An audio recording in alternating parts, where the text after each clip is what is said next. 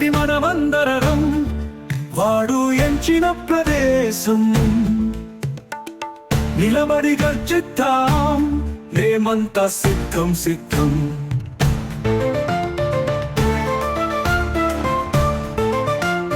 కాలుతున్న కాశ్మీరం కంట వెంట రుధిరం చెబుతోంది వల్లెలయకు శాంతి మంత్ర జపం ఆరని పారానికి వైధవ్యమే బహుమానమని నిలదీసి అడుగుతుంది చేవలేని భారతమ్మా పదండి మనమందరం వాడు ఎంచిన ప్రదేశం నిలబడి గర్జిద్దాం మేమంతా సిద్ధం సిద్ధం